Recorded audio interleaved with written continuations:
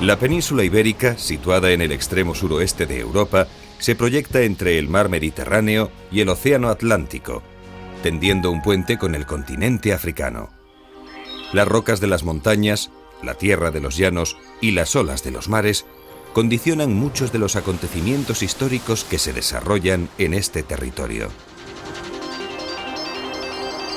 Una orografía compleja, cruzada por grandes cadenas montañosas, dificulta las comunicaciones entre las mesetas del interior y los valles periféricos y entre las diferentes regiones litorales. Montañas refugio y valles pasadizo se entrecruzan por toda la península. África fue la cuna de la humanidad. En ella habitaron homínidos como el Homo erectus. Aproximadamente hace 1 millón de años, otro homínido llega a la península procedente de África Oriental. Es el Homo antecessor, antepasado del Homo heidelbergensis, del cual procede el neandertal.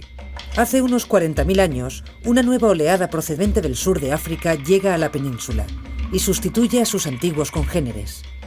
Todos los seres humanos son descendientes de esta oleada. Se trata del Homo sapiens sapiens, conocido como el hombre de Cromañón. En la gran dolina de Atapuerca se han encontrado los restos del denominado Homo antecessor, quizá los más antiguos de Europa. La disposición de los restos del Homo heidelbergensis, hallados en la cima de los huesos de Atapuerca, sugiere la existencia de rituales funerarios y tal vez de creencias asociadas a las fuerzas de la naturaleza. El prodigioso dominio del fuego da una considerable ventaja a este grupo de mamíferos sobre las demás especies. El fuego posiblemente sea de los descubrimientos más importantes que se han producido en la evolución humana. Es un descubrimiento reciente para nosotros, tiene aproximadamente unos 500.000 años. Las pruebas más antiguas de fuego de hogares que tenemos están en Europa. Posiblemente fue el Homo heidelbergensis que vivió, por ejemplo, en la Gran Dolina, en el nivel 10, el que lo inventara. Tardaron los homínidos en utilizar el fuego todos 250.000 años. El fuego es un cambio trascendente en la evolución porque resocializa a los homínidos. Con el paso del tiempo, estos homínidos fabrican instrumentos líticos como piedras talladas, llamadas bifaces, y los hendedores para cortar y curtir pieles.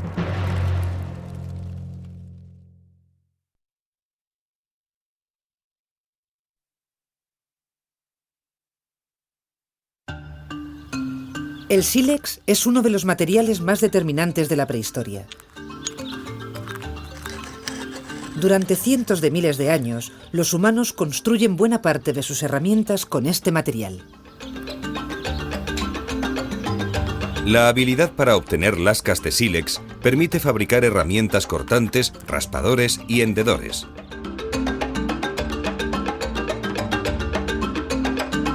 Incluso miles de años después, las herramientas de sílex siguen acompañando a los humanos en los primeros pasos de la agricultura. Con troncos curvados, resinas calentadas y lascas de sílex, fabrican hoces para segar los primeros cereales domésticos.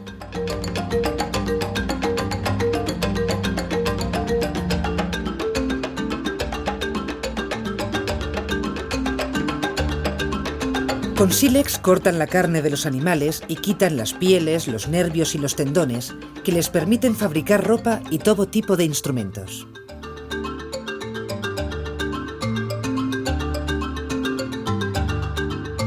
Con las lascas de sílex y los troncos hendidos, fabrican raspadores para limpiar las pieles, con los que eliminan todos los restos orgánicos adheridos a ellas.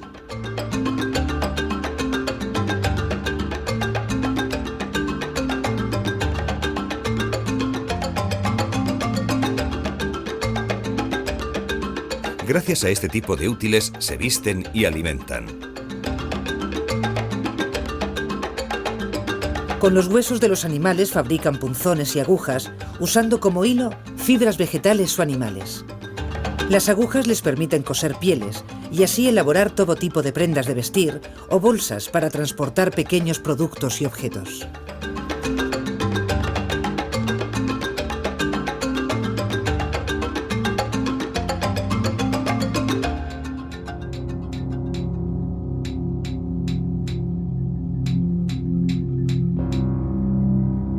El dominio del fuego constituye tal vez el mayor éxito de la especie humana, por lo que exige algunos cientos de miles de años de experimentación.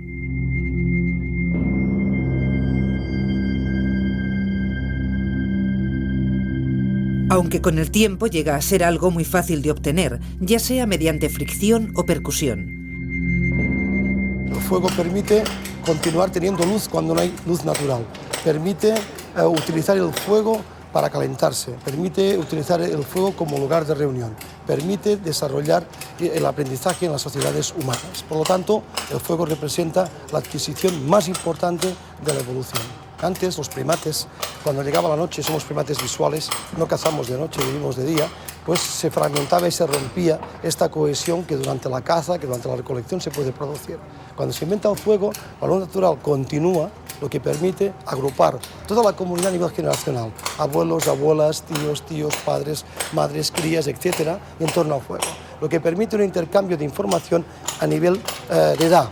Y eso hace que se aprendan nuevos conceptos, que incluso que se perfeccione el lenguaje, pero el uso fundamental es que es una adquisición que resocializa, porque somos los únicos primates que somos capaces de producirlo.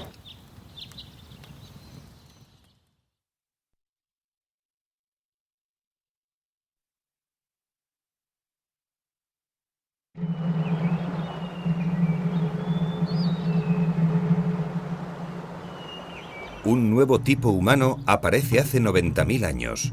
Se le conoce como el hombre de Neandertal. Forma pequeños grupos familiares que aprovechan recursos naturales de su entorno, como la caza y la recolección. El Neandertal tiene un cráneo mayor que el hombre actual.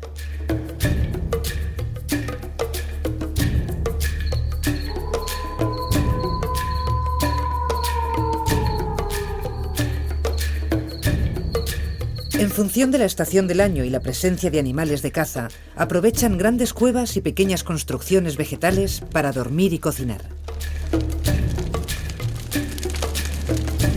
Utiliza hachas de piedra bastante perfeccionadas y talla huesos y cuernos.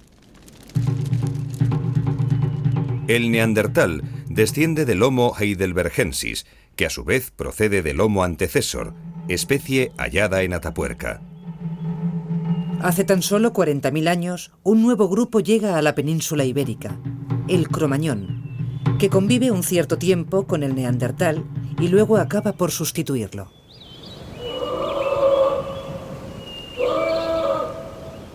El género Homo es un género que, como conoce la mayoría de la gente, está compuesto de diversas especies.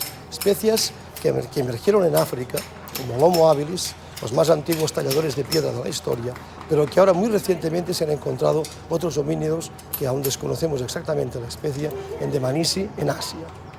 La evolución no es tan sencilla ni tan lineal como hasta ahora parecía. Es un árbol con muchas ramificaciones. Por ejemplo, nosotros, el Homo sapiens, procedemos de África hace 120.000 años, pero en el mismo tiempo evoluciona en Europa el hombre de Neandertal. Nosotros pensamos que en común Homo sapiens y Homo de Neandertal tienen el que descubrimos justo aquí abajo en este yacimiento, el Homo antecessor. Entre el Homo antecessor y el Neandertal está el Homo heidelbergensis. Y en Asia vivía el Homo erectus. Por lo tanto, es un gran árbol con un tronco muy grande, con muchas ramas, de las que solo una rama ha llegado hasta ahora. Esta rama somos nosotros. El aumento de la capacidad craneal ha acompañado la evolución de la especie humana. Sin embargo, en esta comparación, se puede observar cómo la capacidad craneal del Cromañón es mayor que la del Erectus, aunque inferior a la del Neandertal.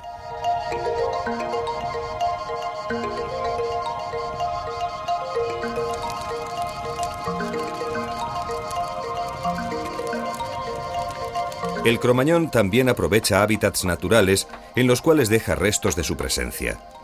Las pinturas rupestres del Paleolítico Superior, en especial el techo de Altamira en Cantabria, muestran bisontes y ciervos en una plasmación que tal vez tiene un carácter ritual.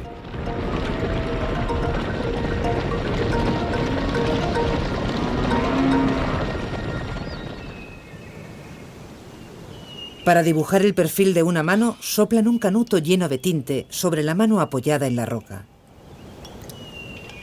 En épocas muy posteriores, las figuras humanas se representan con los órganos sexuales muy desarrollados, como símbolo de fertilidad.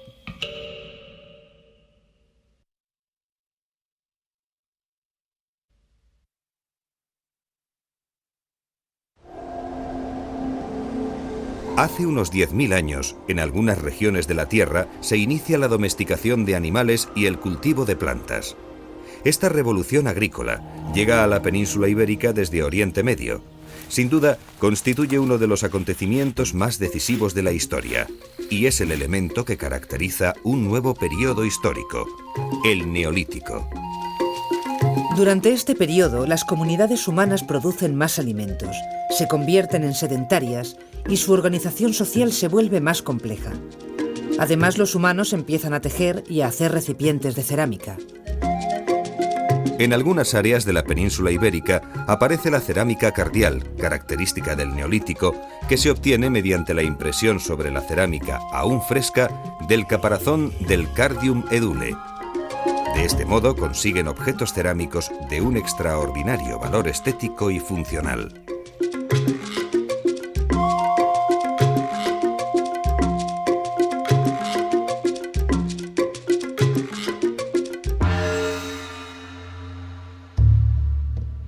En la península ibérica, los hombres de fines del Neolítico construyen sus primeros monumentos funerarios, yuxtaponiendo enormes piedras.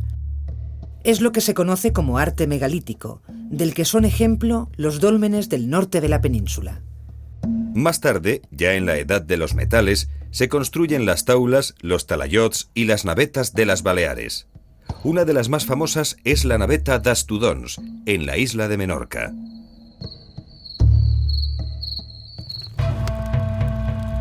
El desarrollo del uso de los metales marca la transición entre el Neolítico y la denominada Edad de los Metales. Quizás en el asentamiento de los Millares se desarrolla la primera metalurgia de la península, hacia el año 2400 a.C. En el litoral marítimo andaluz florece una industria metalúrgica. El uso de los metales marca el fin del período neolítico y el inicio de la Edad de los Metales, que se subdivide en Edad del Cobre, Edad del Bronce y Edad del Hierro. El primer metal que se utiliza es el cobre.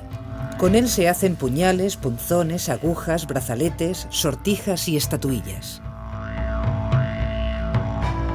En la Edad del Bronce, este sustituye al cobre en la elaboración de armas y herramientas. Además, se desarrolla el uso de oro y plata para la elaboración de adornos. Por último, los fenicios introducen el uso del hierro en la península.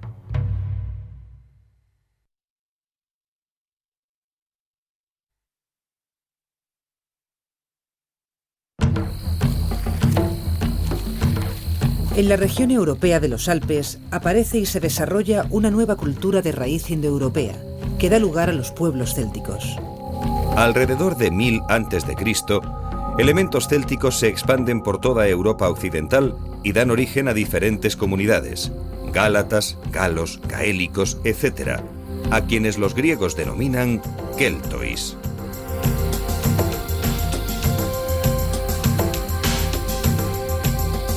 Su área de expansión cultural incluye el norte de la península ibérica, en especial las montañas galaico-astur-leonesas y los valles del Ebro y el Duero.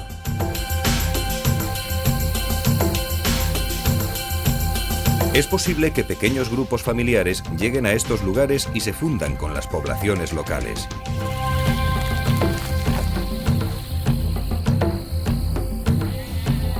La forma de subsistencia fundamental de los pueblos celtas es la ganadería.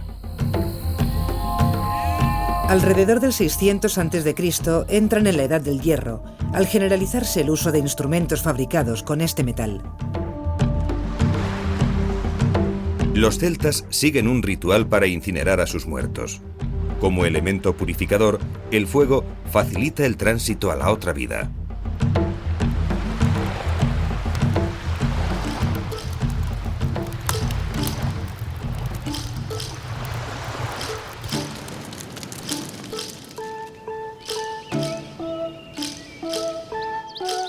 Viven en poblados fortificados, en cuyo interior se halla un pequeño número de viviendas que pueden ser de planta circular, construidas con piedras y ramas.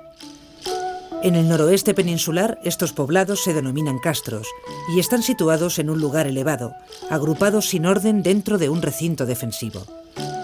El historiador griego Estrabón definía así a los soldados celtíberos.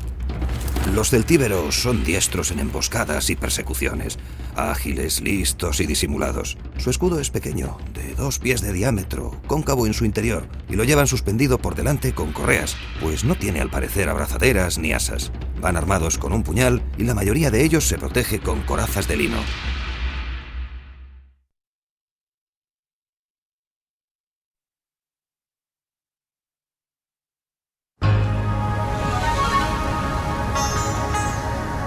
Los fenicios habitaban las costas del Mediterráneo oriental. Era un pueblo de comerciantes que buscaba nuevos mercados y materias primas a lo largo de toda la cuenca mediterránea.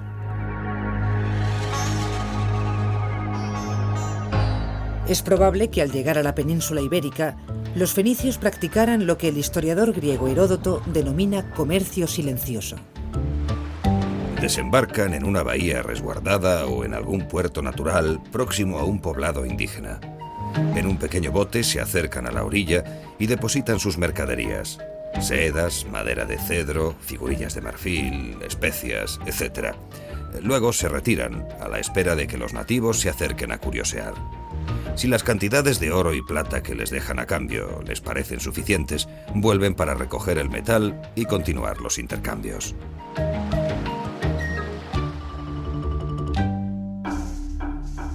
Las visitas esporádicas se convierten en largas estancias. En el próspero litoral andaluz aparecen establecimientos fenicios como Gadir y Almuñécar.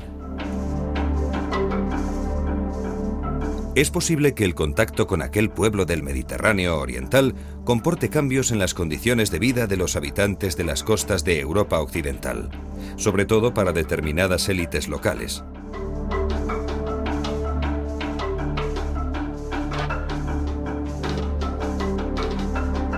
Algunos poblados indígenas se transforman en pequeños núcleos urbanos debido al estímulo del comercio. Los fenicios ofrecen tejidos de calidad y a cambio, en las costas meridionales de la península, adquieren metales y aceite. Estas actividades económicas refuerzan las diferencias sociales en el seno de los grupos ibéricos, como se aprecia en sus restos funerarios. Los fenicios introducen el hierro y la escritura, pero es probable que también el torno alfarero y una técnica más depurada de la orfebrería. Los hallazgos del yacimiento tartesio del Carambolo, en las afueras de Sevilla, ilustran esta destreza. El tesoro consta de 21 joyas de oro de excelente calidad, con un delicado trabajo de filigrana y granulado.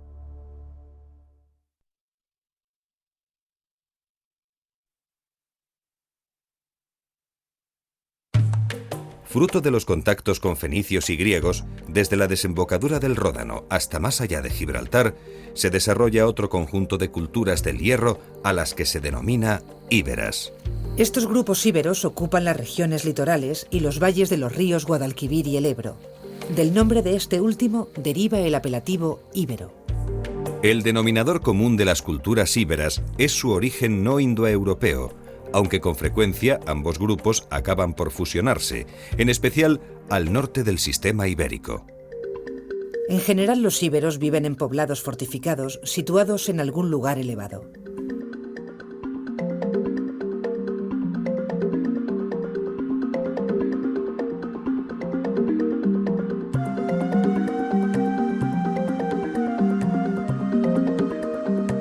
Alrededor de dicho poblado cultivan el trigo, la viña y el olivo, y se dedican a la cría de cerdos, cabras y ovejas.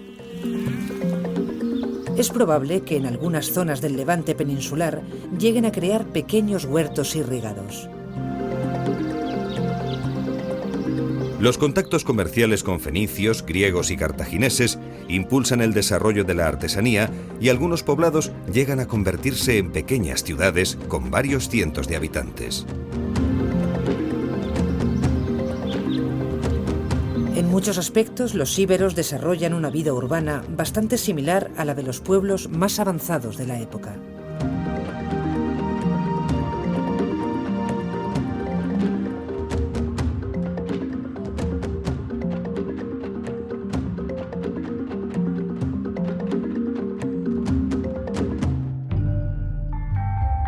Testigos de su arte y refinamiento son los prodigiosos bustos funerarios, las damas de Elche, de Baza, del Cerro de los Santos y tantas otras.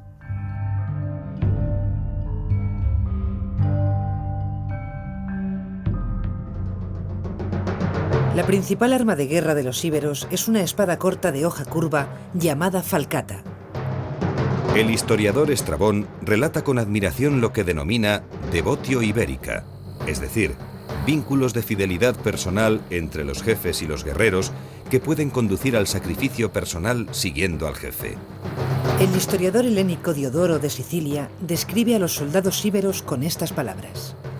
Los íberos tienen infantes que destacan por su valor y capacidad de sufrimiento.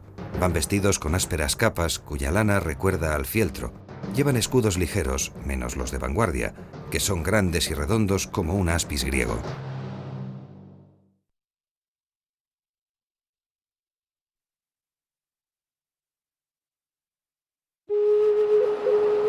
Tartesos es la región de la desembocadura del Guadalquivir que actúa como intermediaria entre los fenicios y los metales ibéricos. Para la fabricación del bronce, aleación de cobre y estaño, Tartesos desempeña un papel fundamental. Por una parte produce cobre en la zona de Río Tinto y por la otra está situado en la vía marítima que permite acceder al estaño del norte de Europa. En la época ibérica, esta región se denomina Turdetania.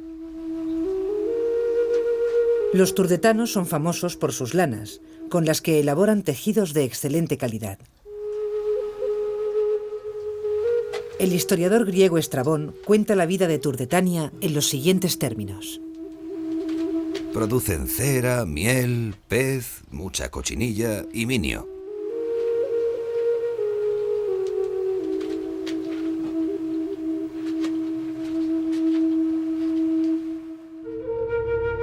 Construyen allí mismo sus navíos con madera del país.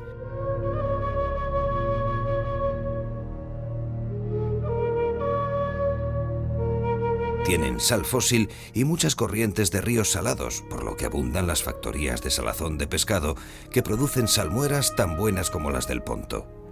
Los turdetanos tienen fama de ser más cultos que los íberos.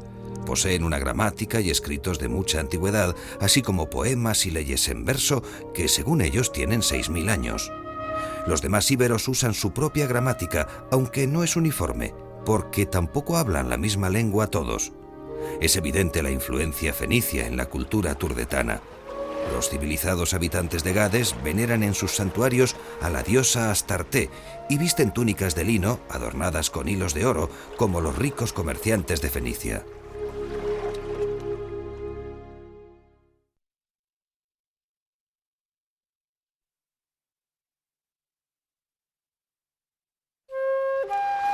La colonización griega de la península ibérica empieza un poco más tarde que la fenicia. Los griegos fundan diversas colonias en la costa norte del Mediterráneo, como Masalia, la actual Marsella, o Emporión, en el Golfo de Roses, cuyo nombre significa mercado. La actual Marsella es una de las principales ciudades griegas del occidente europeo y a partir de ahí los griegos masaliotas van a proceder a fundar diversas pequeñas ciudades para tejer una red de relaciones comerciales. Una de esas ciudades va a ser Ampurias, que significa en griego mercado, que va a ser en principio la ciudad más occidental del mundo griego en todos sus referentes culturales. Ampurias se funda aproximadamente a principios del siglo VI antes de nuestra era. El origen de la ciudad de Ampurias se encuentra en una antigua isla en la actualidad unida a la costa. El primer asentamiento griego en las costas del Ampurdán se realiza en el islote o tómbolo de San Martín de Ampurias. Ahí se sitúan, según la tradición, según las fuentes y parece ser según las últimas evidencias arqueológicas, los primeros asentamientos griegos. Tiempo después fundan una ciudad nueva en tierra firme. Dicha ciudad sigue los cánones de la arquitectura helenística, con calles rectas que se cruzan en ángulo recto. En el centro de la ciudad se encuentra el ágora, la plaza principal.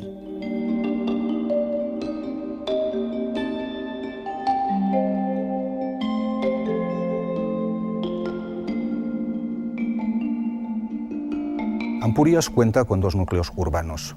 La Paleápolis, o ciudad antigua, construida sobre el antiguo tómbolo o islote de San Martín de Ampurias, y lo que los arqueólogos denominan la Neápolis, construida en la zona continental.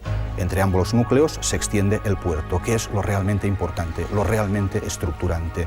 Ampurias no es una ciudad con puerto, es un puerto con ciudad. Numerosos restos arqueológicos testifican la presencia griega en suelo peninsular. Junto a una abundante variedad cerámica de cráteras, vasos y grandes copas, aparecen objetos de bronce como cascos, figurillas de centauros o esculturas en piedra que anuncian el esplendor artístico helénico, como la portentosa figura de Asclepio, que se encuentra en Ampurias.